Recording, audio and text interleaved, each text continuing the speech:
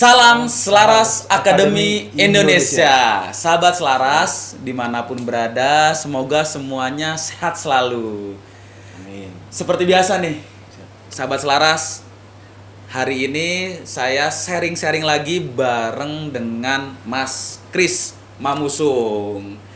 Kenapa sih selalu beliau gitu? Nah ini karena beliau adalah praktisi yang luar biasa dengan pengalamannya dan juga banyak ilmunya, makanya poin-poin konten-konten kita di awal-awal nih masih terus nih dengan Mas Kris. Nggak bosan kan Mas Kris ya? Nggak ya? Buat Masih semua sahabat Selaras, siap selalu ya? Siap. Nah, Mas Kris, ngobrolin soal hal-hal yang terkait dengan keamanan nih. Ini ternyata ada satu kabar yang menurut saya sih sebagai masyarakat yang menilainya ini keren banget. Ini ada satu kejadiannya nih di daerah Majalengka, di salah satu bank. Ya, ini terkait tentang penanganan pencegahan aksi teror bom. Jadi ada satpam yang mencegah teror bom karena dia mengancam si teller bank itu untuk meminta uang 30 juta dengan mengaku bahwa dia bawa bom. Ancaman terhadap Bank BRI, ada seorang pemuda yang membawa sebuah bom di depan Pasar Lewi, unit BRI, unit Lewi Muling. Nah, lagi diamankan dulu sama satpam BRI Lewi Muling.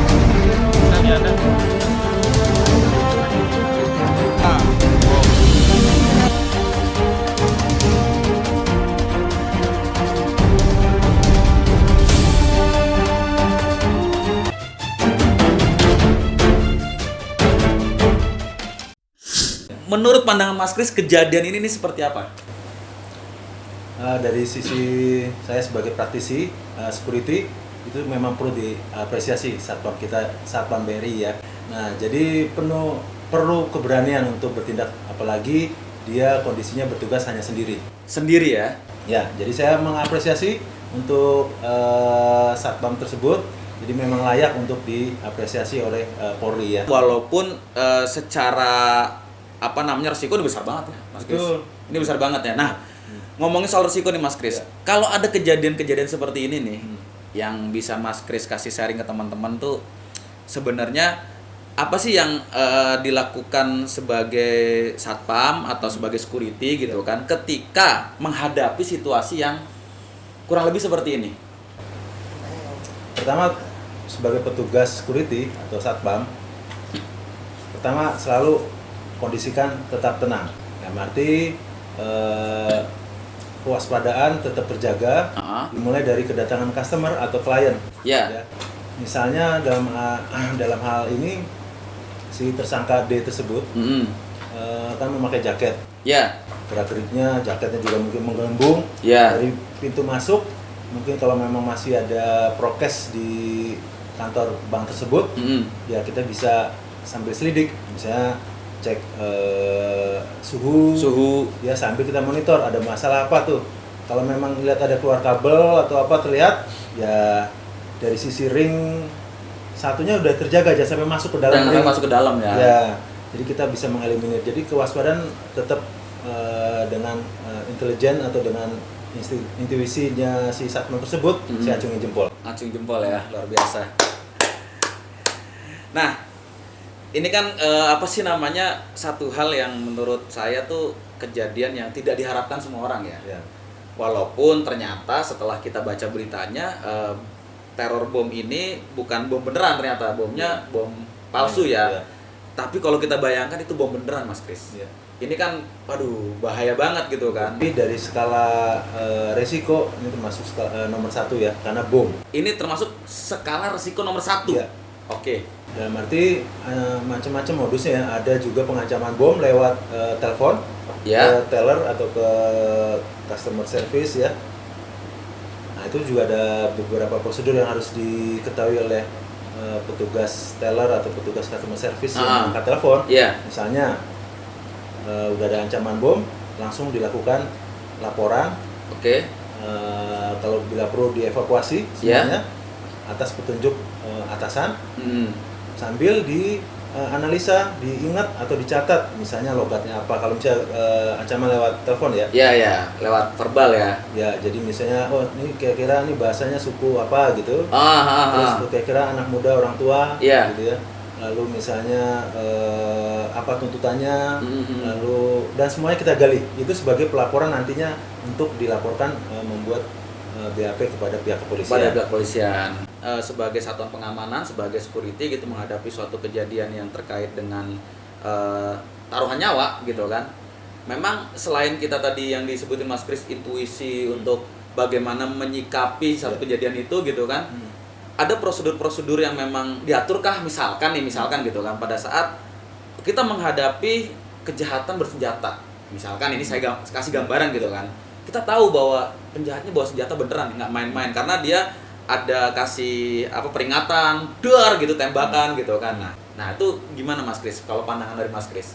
Ya tentunya dari semua perusahaan atau bank dalam hal ini itu berbeda prosedurnya atau SOP-nya. Oh, SOP-nya berbeda-beda ya, oke. Tapi intinya sebenarnya dari kesemuanya keselamatan nomor satu, apalagi keselamatan jiwa. Keselamatan nomor satu ya. Untuk karyawan, untuk customer perusahaan tersebut atau bank tersebut. Dalam arti kalau memang sudah ancamannya sudah senjata api, apalagi tadi disebut misalnya dar, itu beneran tuh. Beneran ada bukti gitu kan. Nah biasanya di misalnya bank gitu ya, dia ada prosedur-prosedur misalnya untuk trigger yang langsung bisa misalnya tombol atau apa yang bisa report langsung kepada pihak luar, dalam arti ini kepolisian kah atau tim gegana gitu ya, untuk kalau ancaman bom ya, untuk merespon dengan cepat, antisipasi, membackup. Iya. Tapi kalau kita taruhlah ini bank biasanya sepertinya cuma satu. Nah, kalau udah ada tembakan tentunya ya lebih bagus ikuti apa yang dimaui dulu oleh kriminal tersebut. Ya, sambil kita menunggu respon dari backup. Artinya berapa penting memiliki sertifikat resmi? Jadi sudah diatur oleh Polri untuk para satpam hendaknya sudah mengantongi sertifikat untuk petugas garda pratama ya, berarti dia ngambil untuk anggota ya ambil sertifikasinya garda pratama tersebut. Lalu kemarin juga ada pergantian satpam, jadi setahun 2 tahun ini banyak perubahan-perubahan Perpol dalam arti untuk menunjang kinerja satpam itu sendiri. Karena dengan training tersebut mereka juga akan diajari bagaimana teknik handling untuk kriminal membawa senjata. Oh ada di situ ya? Ada ya, oke. Prosedur kalau mau nangani bom gitu ya. Dalam arti yang perlu kita sampaikan dalam hal ini jangan sampai menjadi pahlawan kesiangan, dalam arti pahlawan yang sia-sia, mengorbankan jiwa, akhirnya kehilangan nyawa. Ini harus dibanti-banti ya, karena keselamatan semua adalah yang nomor satu ya. Yang nomor satu, betul. Ini kan ada resiko yang besar ya. Ada resiko. Nah, kira-kira dari Mas Kris penjelasannya apa sih yang disiapkan mental sebagai seorang security, sebagai seorang satpam? Ya, dengan kita mengikuti training udah pasti kita udah tahu standar penanganan kasus-kasus. Kalau di training biasanya kita skill yang ditambahkan adalah pengetahuan atau ilmu tentang security-an, tapi terkait dengan mental itu kebalik. Dalam arti gini, kalau kita training mental mungkin nomor sekian, tapi pengetahuan di nomor satu kan, karena kita dalam melaksanakan training. Tapi kalau kasus-kasus kayak tadi penanganan bom, walaupun itu bom mainan, itu perlu mental yang juara ya. Luar biasa ya. Mental karena, heroik lah istilahnya, udah ya, heroik ini mah. Karena itu gak main-main kalau bom itu ya. Untungnya memang itu mainan, tapi ibarat yang harus diwaspadai, misalnya satpam juga mempelajari self defense ya. Kalau dari Mas Kris sendiri nih, apa sih, ada nggak treatment yang membuat kita supaya melatih mental kita ya, minimal untuk satu keselamatan diri? Baik, dari proses screening menjadi anggota satpam suatu BUJP, Badan Usaha Jasa Pengamanan, itu banyak parameternya. Parameternya banyak ya, oke. Jadi apakah masuknya masing-masing punya kewenangan untuk men-screening anggota satpamnya. Misalnya ada juga, wah yang penting mental dulu, terbukti, wah dia CV-nya ternyata memang pernah punya prestasi di mana-mana gitu ya. Oke. Mental ya, untuk menghadapi masa dan sebagainya. Nah itu mental juga tuh. Mental juga. Kalau udah begitu sebenarnya lebih bagus, mental yang memang utama ya, dibanding kalau kita mohon izin pengetahuan, skill itu bagus, prestasinya ibaratnya raportnya bagus, tapi kalau di lapangan ternyata dia mental ibaratnya nggak bagus, ya percuma juga ilmunya, karena dia digaji, dibayar oleh user, tentunya dia harus mengamankan aset itu bisa termasuk karyawan, aset gedung atau aset kekayaan dari user. Gitu. Itu keren banget. Ternyata ya, dunia security itu adalah dunia yang memang tantangan mentalnya luar biasa ya. Tantangan mentalnya luar biasa, tapi secara kehidupan pada akhirnya kalau kita terbiasa kan makin kuat juga kan. Nah, ngomong tentang terbiasa, berdasarkan karena pengalaman, lama-lama karena bidangnya keamanan atau security mengamankan, itu bisa juga terprogres. Ya maksudnya dia karena pengalaman menghadapi banyak kasus-kasus, menghadapi kriminal, akhirnya mentalnya jadi nambah. Jadi tadinya 0 akhirnya jadi meningkat, itu berdasarkan pengalaman. Jadi tergantung screening dari Badan Usaha Jasa Pengamanan tersebut. Biasanya kalau diatur sama Badan Usaha Jasa Pengamanan, ada rutinitas training tambahan, misalnya olahraga atau bela diri, berbaris, atau dengan ilmu-ilmu teori-teori untuk menambah pengetahuan dari si satpam tersebut. Jadi kalau udah cemplung, udah sekalian kita harus cintai profesi kita ya. Kita harus jaga kondisi, jaga pikiran, karena 5 panca indera tuh harus aktif kalau kita udah bertugas. Ibaratnya harus aktif ya. Pada kita bertugas. Mata, telinga, hidung, masuk penciuman, ya, lalu rasa sama kulit, atau misalnya kalau kita jalan malam, ternyata ada panas, kita jangan sampai ada kebakaran, kok ada panas di sini kan. Jadi semua harus aware gitu. Nah, ini keren nih. Ngomongin soal satpam bisa jadi kayaknya sesuatu Mas Kris. Jadi image satpam atau security menurut saya dalam beberapa tahun ini udah mulai berubah. Berubahnya bukan hanya sekedar pengamanan, tapi ada nilai pelayanan secara memanusiakan manusia. Karena gini Mas Kris, ini yang saya rasakan, mungkin juga sahabat selaras juga pernah merasakan. Jadi dulu itu kan kita kalau melihat ya entah satpam atau security gitu kan, secara pandangan mata penilaiannya adalah sangar, menyeramkan gitu kan, berwibawa ya hal-hal seperti itu tuh ada di situ.